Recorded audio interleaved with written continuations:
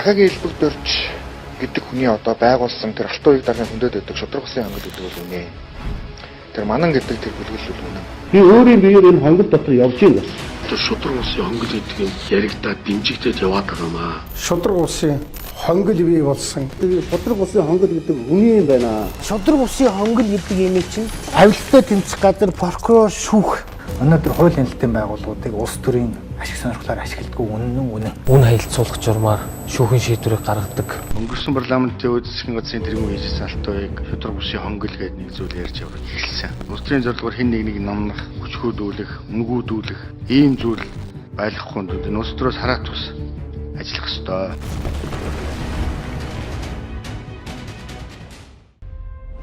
Шудраг усын хонгил хэлмэгцлийн холбооноос хонгил нэвтрүүлгийн үзэлт авах хүндээ бэлтгэн хөргөж байна. Тус холбоонд хандсан иргэдийн хүслээр энэхүү нэвтрүүлэг хүрч байгаа гэдгийг онцолъё. Шудраг усын хонгил хохирсон иргэдийн хувьд чухам ямар замаар эрх мэдэл албан тушаалтангуудын өөрт ашигтай хэлбэрээр жирийн иргэнийг хонгил руу оруулдаг талаарх мэдээллийг иргэдийн өгсөн баримтад тулгуурлан өгүүлэх болно. Сайн өдрийн хүмүүсттэй хонгил нэвтрүүлгийн энэ удаагийн дугаар шудраг усын хонгил хэлмэгцлийн холбооны тэргүүн Лүмэдийн ганц өх оролцож байна. Лүмэдийн ганц өх улсын их хурл, засгийн газрын гишүүн, Монгол Улсын ерөнхий сайдын ахлах зөвлөх асан.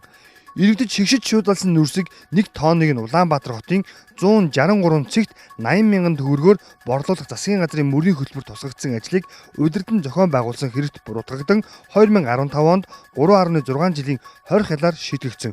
Өнөөдөр шудраг усын хонгил хэлмэгцлийн холбооны тэргүүнээр ажиллаж байна. Тэгэхээр өмнө нь бол хонгил нэвтрүүлгийн 3 дугаарыг бид танай холбооны буюу өөрөөр хэлбэл шудраг усын хонгил хэлмэгцлийн холбооны захиалгаар бол үзэгчдэд бэлтгэн хүргэсэн. Тэгэхээр холбооны хувьд цаашдаа ямар ажлыг төлөвлөж байна? Одоо өнгөрсөн дугаарт гарсан одоо энэ оролцогч нартай холбоотой хэрэг явдлуудыг хэрхэн одоо ямар асуудлаас замаар шийдэх одоо гаргалагыг эрэлхийлээд явж байна. Юуны өмнө бас та нарт баярлж байна. Бидний захиалгаар одоо ингэ нэвтрүүлгүүдийг хийж хүмүүс төргөж байгаа явдалд. Тэгэхээр холбоо бол байгуулагдаад удаагүй ч гэсэн ямар ч юмсаа өөрсдийн өмнө тавьсан зорилгоо бол ямар ч эхний 1 2 3 шатыг бол биелүүлчихэд байна. Тэр нь бол юу гэхээр нэгдүгээрт одоо энэ хонгилд хэлмэгдсэн улсуудын одоо эрх ашигыг хамгаалах энэ холбоогоо байгууллаа.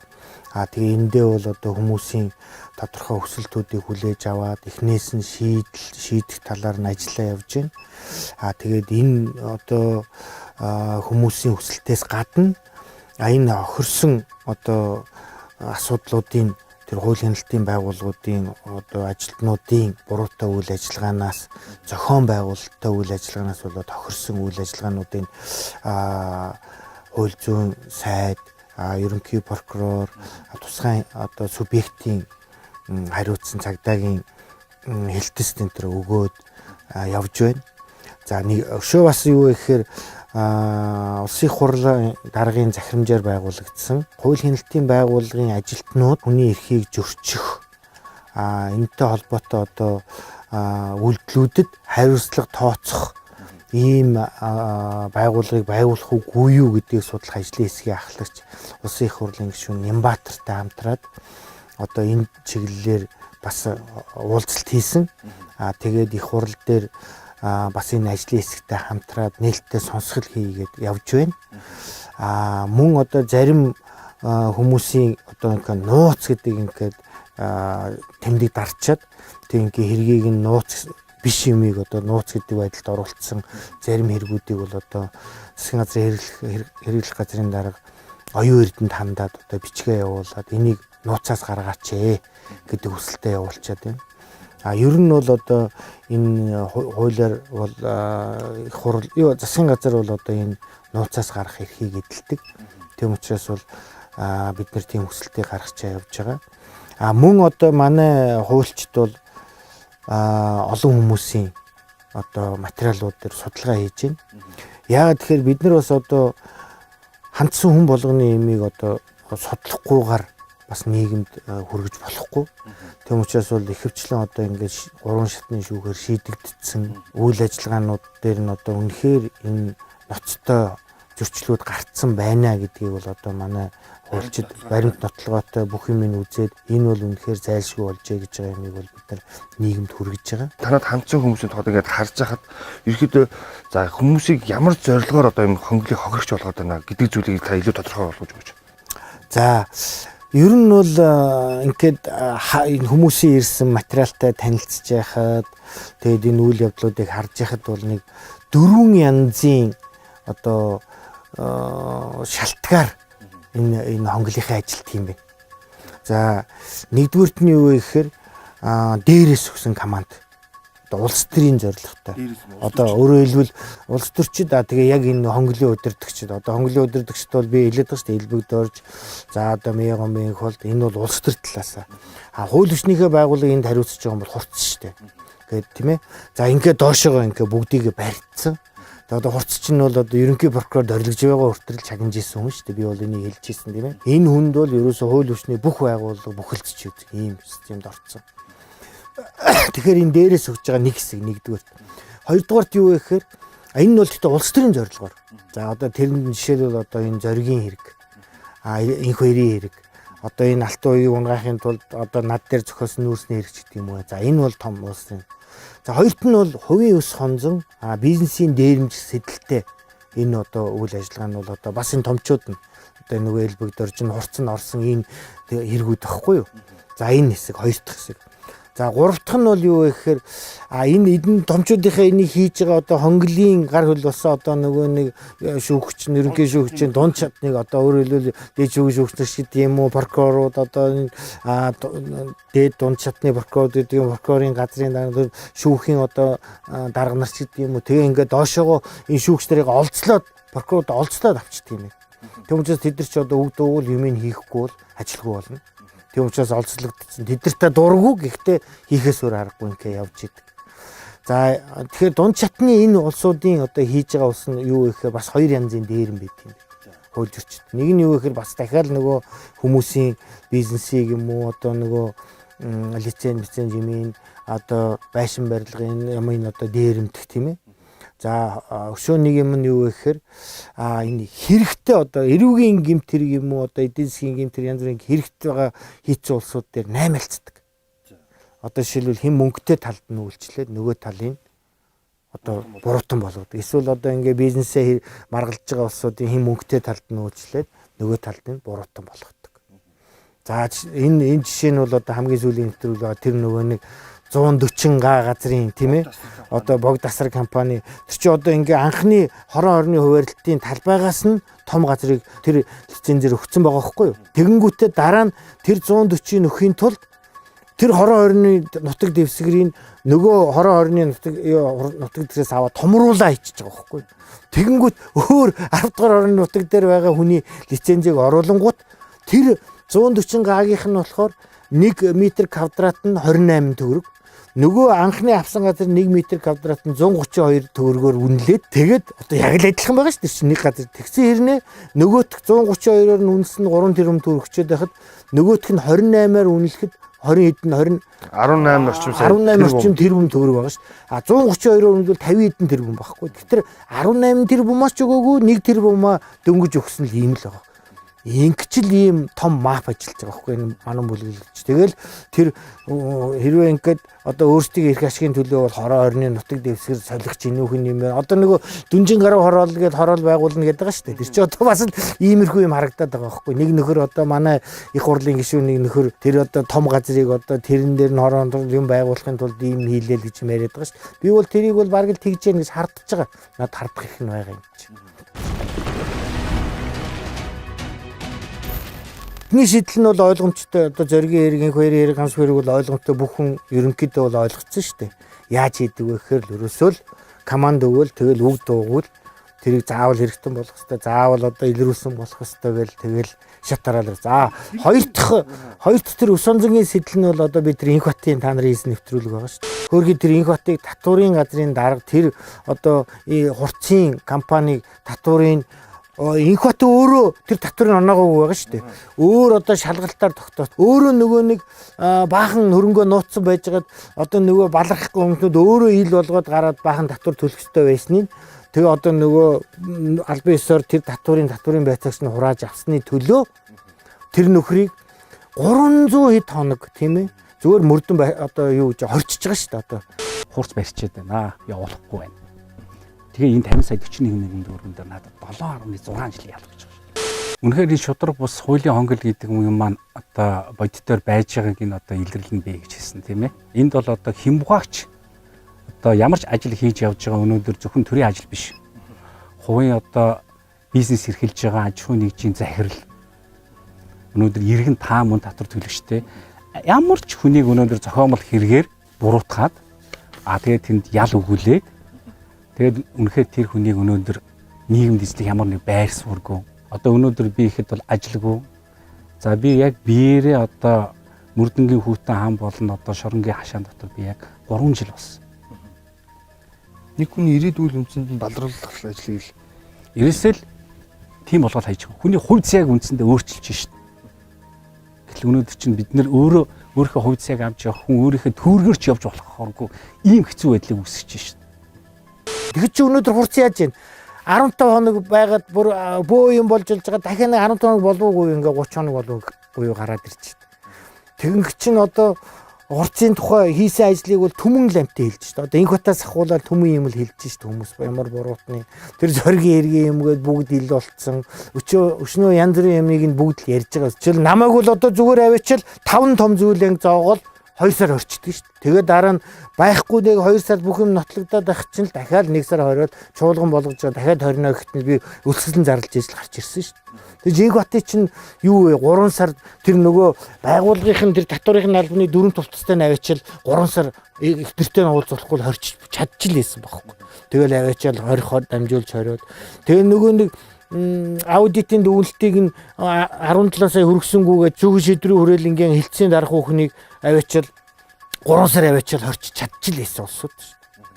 Би авилгалынханд хэлдэг авилгалынхан одоо яг тэр нөгөө 17 сая байх ёстой гэдгээ ингээд урьдчилан тогтоочдөг байхгүй юу? А тэгчээ шинжээчээр ингээд жаргалыгч томилно уу, хэнийгч томилно уу. Тэгээд тэрийг томлоод тэр тоол байх ёстой гэсэн тийм шаардлагатай байдаг байхгүй. Тэгээд би хэлдэг та нар тэгж болохгүй шүү дээ. Телевизээр хараад байгаагаар гараагүй тоог урьчилж зарлчаад тэгээд бид нарыг тэнцүүгийн урдах X олуулах гэж байгаа юм шиг энэ зангаан болоо гэдгийг би хоригдох гээд архаа явж явахдаа ч хэлжилээсэн. Тэрнээс өмнө би энгийн юу шинжээч хоригдоогүй байж явахдаа ч хэлдэг гэсэн. Ер нь тийм зарчмыг бол авилгалтай тэмцэх газрынхан барьдаг байсан. Тэгээ ингээл нэг иймэрхүү юмнууд ийм маягаар. За тэгэхээр ингээд дунд шатных нь бол юм. Бага шатных нь бол юу гэхээр иргэний хэрэгээр явбал ингээл явж ангуут нь л эрүүг эрэг болох гэж тэн нэг чойрын прокурор энийг яаж үзээд нөгөөх нь хэрэгт ороод ган хуйгийн хэрэг яриад ган хуйгийн хэрэг ярьж штэ тий. Тэгэнгүүт дараа нь энд ингээл хоёр шатныхоо иргэний эрэг болоод явангуут нь сагсаа аваачаал дахиад эрүүг эрэг болгоод явах гэж үзээл тэгээ дийлэхгүй болонгуут тэгвэл 3 шатны шүүхээр зөв юм болоо гарангуут нь хамгийн сүүлд нь нөгөө хүн амийн захиалж штэ. Одоо ингэ юм чинь ийм л шатанд байгаа. Одоо нөгөө тэр газрын маргааны эмгэгч чинь тэр долгор сүрэнгээ шүүгч засаг даргын захирамж гарч яхад тэр өдөр нь тэр долгор сүрэн дээр аваад захиргааны ирэг дээр эрг үүсэж байгаа. Гэхдээ ядаж нэг өдөр бичдэг байгаа да. Тэгэхээр за захирамжаа маргааш гаргана шүү. Та нар бүх нөгөө бишмаа бичсэн байж байгаараа урд өдөр нь тохирцсон байна гэсэн үг байгаа. Тэгэнгүүт нөгөө шүүгч нь тэртээ тэргүй захиргааны эрэгээр 3 шатны шүүг шийдэгдсэн юмыг тэр долгор сүрэн шүүгч аваад дахиад эрг үүсгээ сууж идэв. Тэгэхээр энэ ямар амар ийм хонгол гэлдэг хүчтэй механизм ингээ явж байна вэ гэж л ойлгомжтой болж байгаа. Та сая хэлж чиж ерөөхдөө ийм 4 хэсэг байна гэж ярьж байна тийм үү? Тэгвэл бас энэ 4 хэсэг дотроос бид нар нэвтрүүлэг хийгээд явж байгаа явцдаас харсан л та технологитой маш нарийн хэрэг болгон дээр нь ажилтдаг технологи тарагдаад байгаа. Тий. Одоо би нөгөө нэг эхлээд ерөнхийд нь ийм 4 хэсэг хэсгээр ингээл зарчмаар ажиллаж гин гэж хэлж байна шүү дээ. Одоо бол тэр хэрэг болгоныг шийддэг технологи байна. За хамгийн том юм ихээр ерөөсөө энэ хамгийн түрүүнд энэ хэрэгтэн болгохын тулд байцаагч дээр төлөлгөө боловсруулж байна. Төлөлгөө боловсруулаад зохиол бичиж гин гэсэн үг шүү дээ. Зохиол бичээ. За одоо энийг яаж хийх вэ гэхээр за ингэн шүү тэгин шүү гингүүт прокурор яг тэргээр нь өөрөөр одоо олон хоног 21 бол олон зүйл 5 зүйл анги одоо олон урт тутаатай 5 зүйл анги бичих. Прокурор дэр чинь 5 уулангийн зүв байна гэж цаашаага шүүхрөө өгч байгаа байхгүй. Тэгвэл прокурор ч уг нь бол үгүй энэ болохгүй. За энэ зүйл ангиар чи яваа их ёстой шүү дээ. Ямар ч яахгүй зүгээр шууд бичнэ. Тэгээд ингээ прокурор цаашаа хэрэг болгож байгаа. Гэтэл мөрдөн байцаагчтай хэрэг зохиохдоо яг энэ 5 зүйл ангаар яхахын тулд энэ зүйл ангаар чинь баахан одоо хэвлэлийн сенсац тарина. Тухайлбал одоо инх хот дээр хараа үсттэй. Одоо юу чинь портер дүүрэн одоо мөнгө ачицсан явсан машин зогсоосон чинь портер дүүрэн мөнгө гэсэн чинь тэр татварын инх хотын мөнгө байсан гинэ. Эсвэл одоо юу гэдгийг нэг подизнос сэп болцсон чинь баахан фодолоос нь сэп болцсон чинь баахан валют байсан чинь инх хотын мөнгө байсан гинэ. Гитс юм одоо ингээ гихшин. Тэгээ одоо ганцх гэдэг чи 3 тэрбумын хэрэг тогтооцсон гэ. Аудит чинь тийм мөнгө тогтоодог юм биш. Тэр нөгөө шүү гурал дээр одоо ганцх юм ярьж исэн биз. Аудит зүгээр ингээ дүгнэлт хийх хэрэгтэй. Би дүгнэлт танилцуулсан л гээд. Тэр ерөөсөө шууд тэгэнгүүт нь АТГ-ийн очиж шууд зарлцж байгаа хгүй тий. Гихшин ингээ. За тэгээ тэрий чинь нөгөө юунууд нь албан ёсоор бас зарлана. Бүр АТГ-ийн мөнгөөр зарлж байгаа шүү дээ. Тий, огоого. Тэр нөгөө одоо хуулийн байгууллагууд чинь тэр байтугай АТГ-ийн нөгөө гүйцэтгэх ажлын мөнгөөр зарцуулж байгаа шүү дээ юм. За тэгэнгүүт чинь нөгөө шоронд дараа нь хитэн чоног хатаасан нөгөө хүмүүс ирж чадахгүй болчих. Ягаад гэвэл тэр бол айлгцсан. Нөгөө нэг жоохон найз таньдаг тал нь ярих гэхээр танаа тэр чинь тийм амар 5 зүйл ангидаас амар амтан байсан байх лээ гэл ингэхээр чи яаж чадахгүй юм гэл. За нэгдүгээр тэгж байгаа. За хэвлэл мэдээлэлээр балбан төлөвөө гаргаа. Тэгээд нөгөө прокурор чинь тэр олон зүйл ангаар нь явуулна. Тэгэнгүүт одоо хэрэгтэн болгохын тулд шүүх рүү явуулахын тулд заавал нэг тийм хохирол гаргах хэрэгтэй байхгүй. Тэгэнгүүт тэр хохирлын шинжээч гэж юм бүхэл бүтэн паритетийн баг үүссэн. Тэр нь одоо хамаат ойрон танил тал юм уу эсвэл өөртөө гинт хэрэгтнүүд. Жишээл одоо тэр жаргал дээр барьцаал дандаа олзлогдсон улсууд байхгүй. Жишээл одоо тэр юугийн шийдвэрийн энэ одоо 30 жил энэ цагдаагийн анх эдийн засгийн алба гэж байгуулагдахаас нь ахуулаад энэ цагдаа шүүгч прокурорууд чинь эдийн засгийн гэмт хэргийг чинь ингэдэг юм аа гэд ингэж бичдэг юм аа ийм юм яадаг юм аа гэд ингэж байгаа тийм хүнийгээ хэрэгт оруулахын тулд тэр нөгөө шоронд өөрөө эдийн засгийнхаа гэмт хэргээр шалгуулж байгаа нөхрийг шоронгоос гаргаж хэрэг наймаалцна гэж ярьдаг юм байна. Гаргаж ирээ тэргээр дүгнэлт бичүүлээд тэгэл өөр дээр нь дүгнэлт бичүүлчихэж байгаа шүү дээ. Бүр улаан цагаан. Тэгэл хүмүүс дээр зүгээр л одоо ийм татварын байцаагч татварын албаны дарга хүн одоо тийм өөр дөр өчтөстөө тэрмэн төгрөний хохирол гаргахаар тийм байна гэж байхгүй шүү дээ. Тэгэж чинь татварын албаных нь байцаагч нь өөрийнх нь доор байсан байцаагч нараар 2 тэрбум төгрөний хохирол гаргуулаад бичүүлээл тэг гар ус зурхгүй л огчин шүүгээл. Тэгээд нөгөөтгөө хөөрхий очихдоо дарга нүдэрээр ингээд зурууллаа шүүгээл уучлаарай гээл арчаагүй л байгаа юм л да нэг талдаа. Тэг ингээл хийж байгаа байхгүй нэг ийм амар юу хууль дүрм ийм болцсон байхгүй. За ингээд технологич явж байгаа мөрдөн байцаагч хэвлэлээр балбана. За тэгээд дээр нь прокурор хүссэн ялын бичнэ. Одоо мөрдөн байцаагч тэгэнгүүт хамгийн гол нь шүүгч одоо үгүй ийм тэгээ шинжээч бол тэрэн дээр нь одоо юу яана. Тэгэнгүүт хамгийн түрүүнд 20 шүү дээ. Шүүг бол хүссэн одоо хугацаагаар нь 20. Намайг бол шууд 2 сар. Инх хотыг бол шууд сар. Тэгэл үргэлжлүүлээл ингээ 20 сар байгаад 100 сар байгаад жил гарan хорчиж байгаа юм чинь.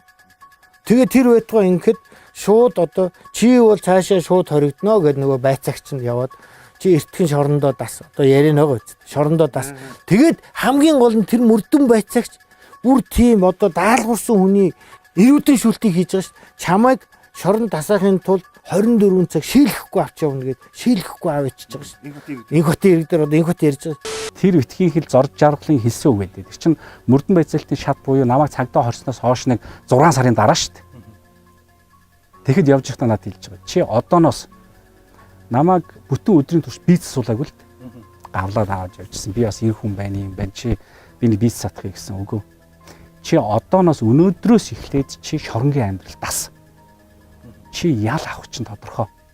Тэр чи юу гэсэн үг гэхээр шоронд одоо тийш нөгөө нэг Улаанбаатараас зүү хараа аваачихын тулд тэр мөрдөн байцаагч шээлэхгүй байлгын юу гэхээр тэр өмдөн дотор шээгээд тэр шээс нь ингээд өмдөндөө шээдсэн аваачихаар нөгөө хоригдлууд л тэрийг дахиад дарамтлах хэрэгтэй байхгүй марчаагүй гэж.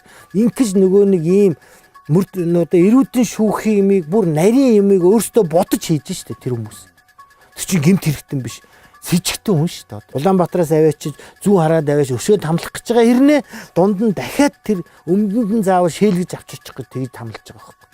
Ийм муухай юм бодож олж байгаа улсууд байхгүй. Монгол улс чинь нөгөө эрүүдэн шүүхүүл ажиллагааны эсрэг янз бүрийн олон улсын конвенц нэгдсэн гэдэг хэрнээ өнөөдөр яг энэ хонглоор оруулж байгаа нөхдүүд бүгдийг ямар нэг их бага хэмжээгээр эрүүдэн шүүтэн байт юм л шүү дээ. Тэр бол найдвар дараа эдгээр чи ингэдэг байхгүй. Бүр ингээд тэрийг одоо 21-ийн тулд урьдчилаад юмыг бэлдүүлнэ. За ганцхойг хорин гэвэл за тэр Төв аймагт тэгж бэлд. За тэгээд ингээ очиод янгут нөгөө эдгээр чинь нөгөө нэг анханасаа хонглоо бэлтгэхийн тулд нэг бол өөрсдийн хүмүүсээ тавина, үгүй бол олцлоод авдаг гэж би хэлээд байгаа шүү дээ. Тэгэхээр нөгөө тэр хорхийн дид дарга марга хүмүүс юм, даргын ч юм уу тэгээд тэр мөрд юу гэж идэв төлөөлөх тэр мөрийн бүгдийг олцлцсан. Тэгээ ерөөсөө хайр найргүй тэгэл нөгөө хүмүүстэй үүрэг өгөөл намайг бас тэгсэн байхгүй юу. Манай хүмүүлчнээ ч уулзуулахгүйгээд тэгэнгүүт аргагүй нөгөө нэг сэтгүүл мэтгүүс дуудаж хэвлэл би чинь одоо анханасаа л шултан хэрэлдэж ээж энэ бүх юм чинь бүх энэ юм чинь эсрэг дандаа байлдж ээж л энэ юм чинь давж гарсан шүү дээ. Жишээлбэл одоо намайг чинь ингээд эхний нөгөө нэг шүүх хурал хийх гээд шинжээч гээд байгаа нөхдүүд нь ирээгүй байсан чинь тэд нар ирсэнгүүгээд 10 хоног 461-т хориод бид гурав чинь тэгэнгүүтээ шүүх хурлыг 461-т хийнэ гэд шийдвэр гаргацдаг байхгүй энэ шүүгч нар чинь. Тэгэнгүүт чи бид нар ч одоо хэрэлдэн шүү дээ нөгөө дүлж чинь хэрэлдэж байгаад шоронд шүүх хурал хийх ямар ч үнэлэхгүй байхгүй юу. Тэгээ хуулиараа бол шоронд шүүх хурал байж болохгүй. Шүүх гэдэг чинь Монгол улсын нутаг дээр тусгай газар нутаг дээр болох уу. Тэгээд шоронд болохгүй байна гэж нэг юм болоо бид нар чинь илээр хийсэн байхгүй юу. Тэгээд тэгэхэд бидний дараа дахиад шоронд нөгөө зоргийн иргэн 3 хүний чинь шорон шүүх хурал хийгээл тасалчих жоох. Бидний өмнө бол зөндөө олон нөгөө инх бат бүгдийн шоронд хийсэн шүү дээ. Бид нар чинь ингэтгэл болсод байхгүй. Одоо бол миний ойлгож байгаагаар бол шүүхийн удирдлагуудыг бол солих бол асуудал биш байхгүй. Хооронд нь солиод тэр жирийн шүүгч болгоод юугийн дундаас нь өөр шүүгчийн одоо ерөнхий шүүгч болгоод тэр одоо жишээл нэг дүүргийн шүүгч тэр чинь бол ерөнхийлөгчд бүрийн эрхийн асуудал. Шүүхийн ерөнхий зөвлөлийн бүрийн эрхийн асуудал байхгүй. Солих хэрэгтэй байхгүй энэ юм. Тэгэхгүй бол одоо харал та урцаасаа бүгд айгаал тэгэл ингээл ерөөсөө 15 хоног арай гэж байгаа гарах гэсэн ард түмний эсэргүүцээс айгаад 30 хоног болгосон болгоод гаргачихж байгаа байхгүй. Одоо яг нөгөө нэг бүх хүн яриад байхад нөгөө их хурал дээр хурлын хаалттай хийж байгаа л солонгос элчингээр явуулдагтай л адилхан юм болж байгаа. Одоо гарч ирж байгаа нь яаж байгаа вэ гэхээр хүмүүс бүгд ярьж байгаа байхгүй. Нөгөө нэг байцаагжсэн нөгөө нэг баахан юмнуудаа гарч ирж нөгөө хүмүүстэй шоронд болохоор нөгөө хүмүүстэй нь яриулахгүй шүү дээ. Одоо энд яриа чи тэгж хэлсэн шүү, тэгж би тэгээ хэлсэн шүү гэж бүх юм амаараа сайхан тохирч байгаад одоо тэгээ яг одоо буцаад нэг хэрвээ ингээд хүмүүс юм болвол тэндээ дахиад нэг 15 оноо гарч ирэх юм байгаа үзэл гэж ярьж байгаа байхгүй. Яг энэ доогуур чинь бүх юм хэвээрэл байгаа байхгүй. Бидний хувьд бол юу гэхээр анханасаа л хэлээд байгаа байхгүй. Ерөөсөө маш урдан солиод энэ юмнуудыг чинь ингээ өөрчлөөл энэ тэр элбэг дөрж хурц центрийн хийсэн хууль шудрагсан энэ хуулийн системд байгаа хуулийн хэлтэн байгуулсан юм хонглыг маш урдан нураах хэрэгтэй байхгүй. Энэ хүмүүс ч өөрхий зарим нь зүгээр олслогдсон учраас зүгээр за солио гэхэд бол баярлалаа за болио ажиллаа өгье гэж яваад өгнө. Ягаад гэвэл нөгөөдөлдөө алуулж байгаа байхгүй. Орой ч юм уу гэрээр нь очиод юм уу уцаар яаж дарамтлж байгаа имэйлээр үхтрэл дарамтлуулж байгаа. Яг л эдний чинь би мэдэн шүү дээ. Ямар муухай улсууд вэ гэдэг. Тэг учраас тэд нар зүгээр сольчиход бол баг баярлалаа за бушуухан шиг за энэ ялнаас мултралаа гэж яваад. Тэр нэвтрүүлгийн цаг бас нэлээд өгсөн байна. Тэгээ танаас нэг хоёрхан зүйл тодруулъя. Ер нь холбоо шудраг усын хөнгөлөлт хохирогчдын холбооны зүйлс цааш тэр ямар алхам хий гэсэн бодолтой явж байна. Хамгийн гол нь нөгөө талд та нөхөдүүд бас бидэртэй хамтраад нэг нэвтрүүлэг хийхээс гадна яг энэ хохирсон иргэдэд хамгаалах тэдний нэр төрийг сэргээх тухайд ер нь яг бодтой юу хийх боломжтой байна. Ерөөсөө бид нар яг зорилгынхаа дагуу явж байгаа. Нэгдүгürt юу вэ гэхээр энэ хохирсон улсуудыг цагаатгуулахын төлөө. За энэний төлөө бид нар одоо эхнээсээ ингээд судлаад одоо ингээд өгөөл явж байна. За одоо энэ инхот мөнхөт чаргал юу гээл ингээд ган хуйг. Хоёрт нь энэ хохирлын барагдуулах. Өөрөлд тэр лицензээ дээрэмсэн бол лицензийг нь олуулж өгөх. Тэр бизнесийн дээрэмсэн бол бизнесийг нь олуулж өгөх. Тэр байшингийн дээрэмсэн байшингийг нь олуулж өгөх. Тийм ээ. За гуравт нь юу гэхээр энэнийг хийсэн тэр улсууд арга хэмжээ авахулах. Яхаар одоо эдгээр ингээд явж тэгжиж энэ хүмүүс айгаа за тухайн үед бол одоо энэ хонголт хэр зэрэг үнэш цэцгүүл төшөөсний албан тушаал авах юм бэ шагнал авах юм бэ гэж зүгээр за хонголын азны хонголын гişүүд дарга нар над руу хандсан шүү одоо би үнэ чи харуулна гэж явахгүйгээр за болохгүй шүү эн чин цаг нь ирэхээр дахиад би өөрөө энэ хонглоороо чихэдхий шүү гэж бодоод айдаг байх хэрэгтэй байхгүй тэгэхээр энэ тэр улсуудад бүгдээрэнд нь энэ одоо хариуцлага тооцоолохын төлөө За гуравтх нь юу вэ гэхээр дахиад ийм юм гарахгүй тулд энэ нөгөө нэг хяналт тогтоох. Одоо энэ хууль ёсны байгууллагуудад тогтоод хяналтууд ямар шатанд байх хэвээр. Энэ дээр ажиллах хэвээр. За дөрөв тэгэхээр энийг дээр ажиллана гэдэг чинь энэ хууль дүрмүүд энэ одоо энэ бүх байгууллагууд тогс одоо прокурор шүүхийн хууль, цагдаагийн хууль, АТ-ийн хуулийг энийг бүгдийг зэгцэлж хоорондын энэ нөгөө давхардал хийдэл цоорхоонуудыг бүгдийг арилгах хэвээр. Бид нар чи хуулиа бол юу гэхээр тэгвч одоо чи цагдааг үйлэхэд чинь цагдаагийнх нь хуулийн 100 яамаар өөрсдөр нь одоо прокуророос санал тэдрээр нь хийлэгдэг. Тэдний саналыг түлхүү оруулдаг байсан их буруу юм бэл.